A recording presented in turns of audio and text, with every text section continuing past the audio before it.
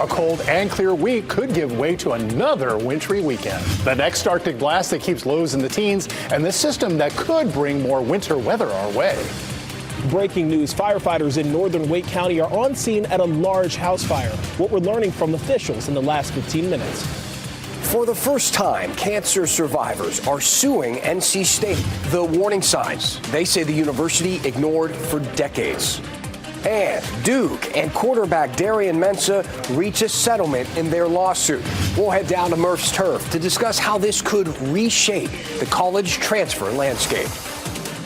That bitter cold today means all that ice and the snow just won't go away. It's sticking with us in a lot of spots. This is the Azalea Gardens here outside of WRAL News. You can see some of the snow and the ice still sticking to the grass out there. We got a couple of days removed from the ice storm, but here we are with more winter weather that might be on the way. Check out the chances for at least 1 inch of snow over our weekend, about 65% here in Raleigh. That's the chance for 1 inch, but we might be talking about, well, I'll let Mike Mays get to the bottom of this, Mike. A lot's changing. Yeah, a lot is changing. We keep getting new model data in. The new European model just came in, and we tend to lean heavily on that, and it is now showing quite a bit of snow, just like the American model. So I've adjusted our trends. Confidence is growing higher for wintry precipitation on Saturday. Cold enough for mainly snow and decent amount, question mark. We'll keep checking back. European model now, the latest one, places the low closer to the coast, more into that sweet spot that would allow for some decent snow. So let's take a look at what we have going on. We have 3 scenarios. The inland track, doubt that will happen. We have one that's right offshore or farther offshore, and both the American model and the European model now are agreeing that it would be closer to being closer to the shore. That, with our upper level low, will contribute to a lot of lift, a lot of cold air, and potentially a lot of snow. And the European model is suggesting that we could have a pretty decent outcome with a 50 to 60% chance of at least an inch of snow. Coming up in just a few minutes, I'll have the latest run of the European model showing potentially what we could see this weekend. Got it. Thank you, Mike. All right, let's get to some breaking news right now here at 7 o'clock. This is that house fire we were showing you off the top in northern Wake County. Sky 5 flying over the scene tonight. We know the person living there was not home at the time, which is good, but unfortunately, their pets were inside. We want to bring you live now to the scene. This is Creedmoor Road. WRL's Willie Danley is there. Willie, what was a little different about this house fire was that there were no fire hydrants in that area. Gosh, that makes things difficult. Firefighters had to use water on their trucks to fight and put this out. Yes, Dan, that and the fact that it's pretty cold out here didn't make it any easier for firefighters here in northern Wake County to extinguish these flames. I want to show you over here just what they're having to deal with. You can even see that layer of ice on the ground. And if we go over here to the house in question, you can even see that water that's coming down from the roof of that house freezing in real time. We spoke to the assistant fire chief for northern Wake County, and he tells us luckily no one was inside this property at the time of the fire. But unfortunately, there was one pet that was inside that did succumb to its injuries. There's still another pet that's somewhere in this area currently unaccounted for. Right now, the cause of this fire is still under investigation, but he tells us due to the amount of stuff that was inside of this property, he referred to it as a hoarding situation. It took them about 30 minutes to get these flames under control. Unfortunately for the people who own this property, they're not going to be able to spend the night here, but they have some neighbors that have come in handy and are helping them out with some accommodations. We're going to remain out here, and actually, before I do that, we spoke to the assistant fire chief here about what it was like to put out these flames for these firefighters in these cold conditions. With the cold, water freezes, right? So we're having to use water to put the fire out. So absolutely. And then it also is taxing on our people because they're trying to stay warm and we're trying to rotate them in and out. So absolutely, the cold is tough on us. That fire chief went on to say how they are preparing their firefighters with Northern Wake Fire Department to battle these conditions, especially with us expecting some cold weather this coming weekend. We're going to remain out here on the scene and continue to work on this story. Willie Danley, WRAL News, live in Raleigh. All right, Willie, thank you for that update. So we keep learning more about this standoff situation that happened in Garner during the ice storm over the weekend. Some video here of what was just a pretty crazy scene. A car crashed into a home there. You can see 2 more cars there in the front yard, including one of those armored police vehicles off to the left there. WRAL's Eric Miller covering this story for us tonight. Eric, we got a few new angles of that scene in Garner. You can hear gunshots in these videos as well. Well, Dan, that security video is painting a very stark picture of what happened here. This right here behind me, this is the home where almost all of this played out on Altacrest Lane in Garner. It's where police say 32-year-old Nathan Tharp crashed his Cybertruck, causing so much damage to the home, it's actually now uninhabitable. You can see debris scattered everywhere here. We know the family who lives here, they were actually home at the time. They had to rush out of the home as Tharp rushed in, kicking off that multi-hour-long standoff. Now, you take a look at this security video here. This was taken just down the street. You can see the Cybertruck that police say Tharp was inside, speeding past one neighbor's house before crashing through his fence multiple times. Garner police say this started as a domestic disturbance. When officers arrived, they say they saw Tharp try and run a woman over in the street. Tharp then tried a second time. That's when police attempted to shoot him. He was uninjured and instead crashed his car and ran inside of the home here. For neighbors in this area, these were some scary moments that felt straight out of a movie.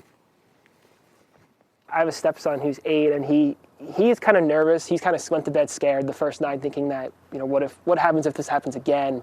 So we have a basketball hoop out front, so sometimes me and him like to play basketball, and it just makes you wonder, like, what if he was outside? What if we were outside? What do you do? That's a good question. And Daniel Fontana there, he's the one who actually had his fence smashed in multiple places. Tharp actually drove all the way through it into the space behind their home and then back through it again before coming back here to this house. Fontana says he is stuck with a bill totaling more than $5,000 repairing the damage. And of course, that's small potatoes compared to the family just right here. They're out of a home. Neighbors in this area have started a GoFundMe hoping to help them out. That GoFundMe so far raising several $1,000s. In Garner, Eric Miller, WRAL News. Yeah, you think about that family, what they're dealing with. All right, Eric, thank you. For the first time, cancer survivors are suing NC State, claiming that Hall gave them cancer. Their lawsuit accuses the university of ignoring warning signs at the campus building there for decades. WRAL's Kelly Arthur has been reporting on this story from the beginning. She spoke with our Ashley Rowe about the details of this lawsuit and why it may be the first of many. Keely, no specific amount of money that is listed in this lawsuit. What exactly is it that they are using in this challenge? Ashley, I've spoken to these people for so long. Many of them just want justice. They just want to be heard. They felt like they had asked the university over and over again for support, for information. They feel like they never got it, so then they went to these attorneys and they are filing this suit. And they're claiming a constitutional violation here. Yeah, it's a little different than maybe how you would go after a normal business filing a negligence claim. With this lawsuit, because NC State is a state institution, it's actually really hard to sue government institutions because of sovereign immunity. This kind of goes around that. Basically, the state constitution says that people should be able to work without any harm and be in buildings and live without harm. And the lawsuit is alleging that NC State violated the plaintiff's constitutional right to those things. This all has to do with PCBs, and we're learning through this case a little bit more about how PCBs may have been entered into the building. That's exactly right. And just as a little refresher, PCBs are like any chemical contaminant that you hear about that are in buildings. I feel like it's less known than lead, asbestos, things like that. But it's basically the same thing. It was used in building materials, and then eventually we realized, this can actually do a lot of harm. So it was banned in 1979, but the thing about these chemicals and the reason why they were used is because they do not deteriorate easily. So the idea was we'll put them in schools, we'll use them in government buildings that are meant to last. Well, it turns out that they do eventually degrade, they volatilize, they go into the air, and then you breathe them in. What makes Hall a little different than a normal building that's built between 1950 and 1980, which is kind of the 3 decades that we should be really worried about, is the fact that the HVAC is built around Hall, and it really is more exposed to the elements than normal HVACs in other buildings. Mm-hmm. And the lawyers believe that kind of led to a faster deterioration of the caulking sealant, which is kind of the main PCB culprit at Hall. This lawsuit involves a handful of families, but the lawyers representing these families, they're talking with a whole lot more. That's right. So we have 12 plaintiffs right now. 9 are people battling breast cancer, including one male. So I just want to say really quickly, PCBs, you breathe them in, they get stored in your fat, and you can't really expel them. So a lot of fatty tissue, obviously, in breast. So we're seeing breast cancer. And then there's 3 plaintiffs who are family members of women that were in their 30s who have already passed away from cancer. Specifically breast cancer. But I asked the attorneys, how many clients do you have? They told me collectively more than 600. Wow. Now that's cancer cases. PCBs can also cause cognitive issues and other types of disease and illnesses. So it's not just cancer. And what they're trying to do is they're going to batch these lawsuits. So we have the breast cancer batch right now. We're probably going to see more breast cancer because there's hundreds of people who say they have breast cancer. But then we'll see other batches of younger people, older people, things like that. Wow, a lot to follow, and I know that this story will continue to develop. Thanks, Yeah. Keely. Thank you to both of them. Now, if it feels like the goalposts are constantly moving in college football, it is because they kind of are. Darian Mensah is leaving Durham now, probably headed to Miami. But didn't he have a contract? What about that video he posted saying he was sticking around, that he was running it back? Let's talk about the settlement that sent him on his way and what it means for the future of sports. That's up next in Murph's Turf. Mike? Dan, we had a frigid start this morning. Many of you awoke to the single digits to low teens. It'll still be frigid tonight, but not to this extent. I'll show you what we wake up to tomorrow morning and have a closer look at the potential for the weekend.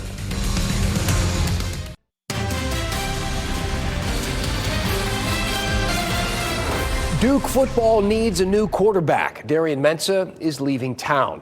At first, he said he was going to stay. He even posted a video about it. But then he seemed to change his mind and enter the transfer portal. That's when the rumbling started that he might leave after all. So the university sued him. They said, wait a second, you can't leave. You have a contract. But today, the sides reached a settlement. So it turns out Mensah can leave after all. So what does it all mean? Do contracts and school spirit mean anything anymore? I went down to Murph's Turf to get some answers.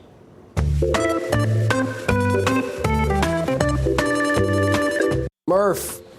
How are you, Dan? Are you joining the transfer portal? You know what? I might. I don't want to get sued, though. Tell me about Darian Mensah. Tell me what this settlement means. Well, we don't know exactly what the settlement is, but it means that he can go and transfer wherever he wants, presumably Miami, and Duke is going to have to find a new quarterback, presumably the quarterback from San Jose State, and the game just continues on, right?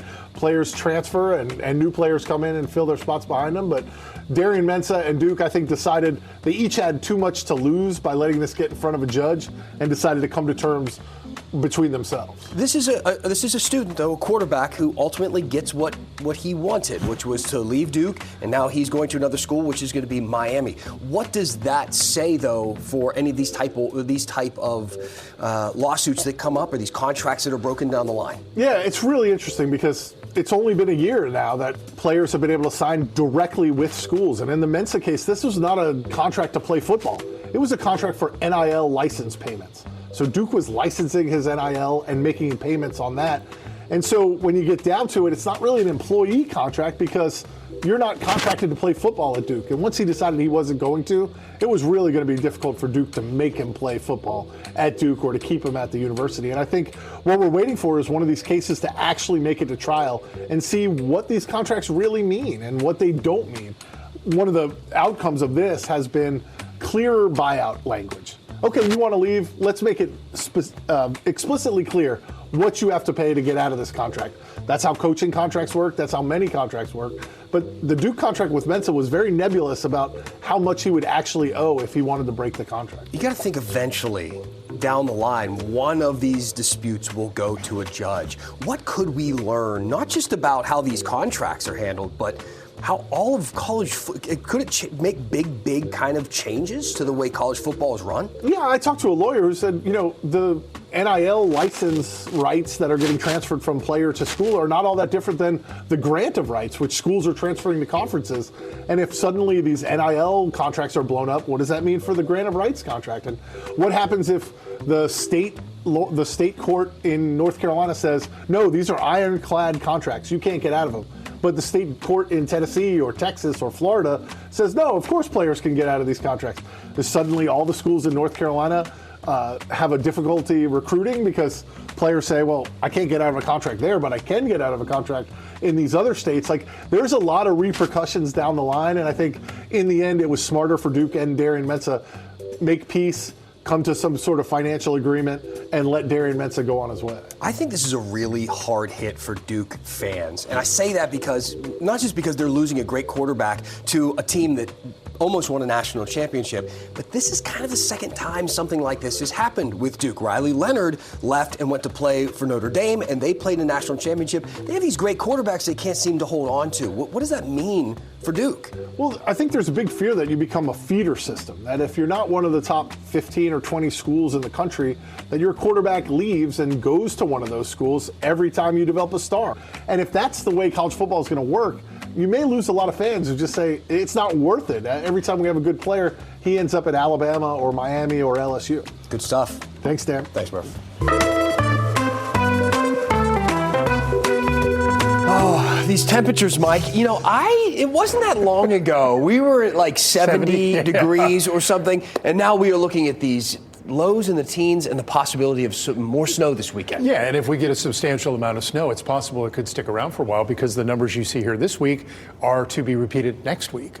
So just keep that in mind before you start thinking, I want a big snow. Yeah, really. It's not going to go away once it gets here. So, yeah, we have morning lows mainly in the teens in the coming days, afternoon highs in the 30s. Over the weekend, perhaps 26 on Saturday, 30 on Sunday. Now, I've massaged some of the numbers after seeing the new European model data that's come in. I actually raised potential for precipitation Saturday and Saturday night. You'll see that in the 7-day coming up. So let's talk about what's going on. We have some moving parts here. We have an upper level area of low pressure that'll be coming in. And if we didn't have the surface low, that upper level low would be enough to produce precipitation. There'll be plenty of Arctic air in place. Plus, with the upper level low, the freezing level is a little closer to the ground. So what's as snow aloft should survive as snow to the ground. So we'll keep an eye on that. Plus, it is expected to spin up a surface low. The latest run of the European model is a little closer to the coast than the previous one. So it's kind of like in the sweet spot where you would want snow and a lot of it. And so we'll watch tomorrow when Elizabeth joins you to see if the new model suggests the same.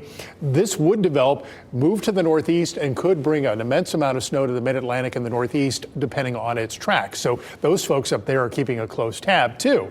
So here is the latest run, different from what I showed at 4, 5, and 6 o'clock. 7 a.m. Saturday, we have snow. This run has more dark blue, which indicates more in the way of heavy snow. The American model had some heavy snow. Now the European model is falling in line. The one caveat about this, we called the run that came in this evening an off-hour run.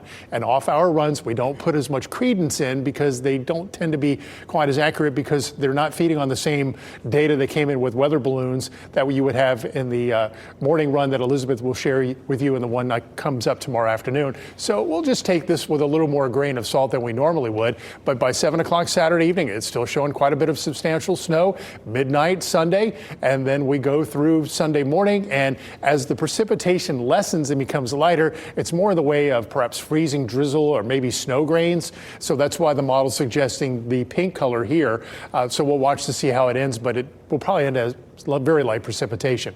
31 at RDU with clear sky. Overnight, we see the clouds increasing. 31 right now with a wind chill of 25, wind chill of 24 in Rocky Mount, the wind chill 25 in Fayetteville. So yeah, it feels rather raw out there right now. Lows will be anywhere from 12 at Roxborough to 20 in Raleigh, 21 at Fayetteville. And again, the clouds move in tonight. That's what will keep us from getting quite so cold. And I think in the morning, we'll wake up to that cloud cover, but then it clears out tomorrow afternoon. Our high around 38. That's what we had here in the triangle. Your forecast for the day tomorrow, ranging from 33 in South Hill to 41 at Southern Pines. Again, morning clouds. It may be mostly cloudy to begin the day, but later in the afternoon, perhaps full sunshine.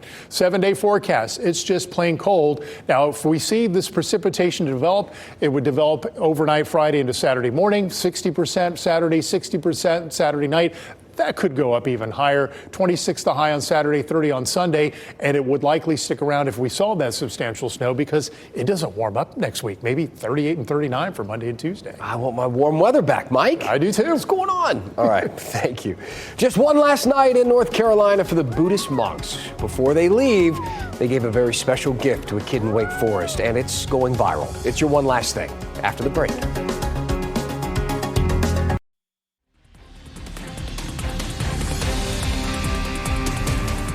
One last thing tonight. It is the last night that the Buddhist monks will spend in North Carolina. They're spending it in Warrenton, and then it's off to Virginia, and then finally to D.C.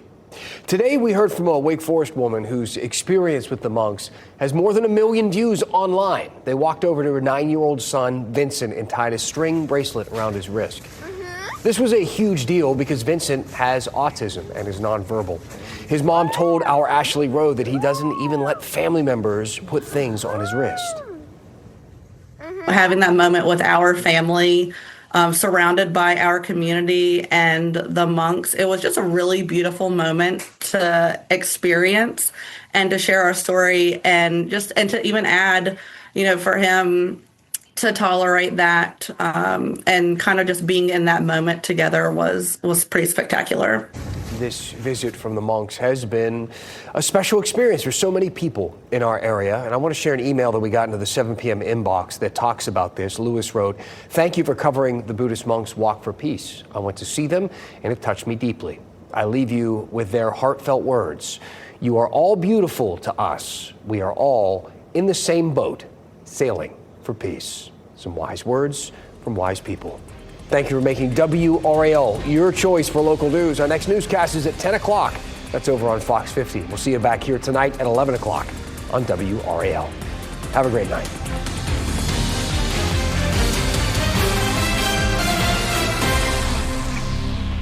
Keep watching WRAL News over the air Channel 34 and Spectrum Channel 1257.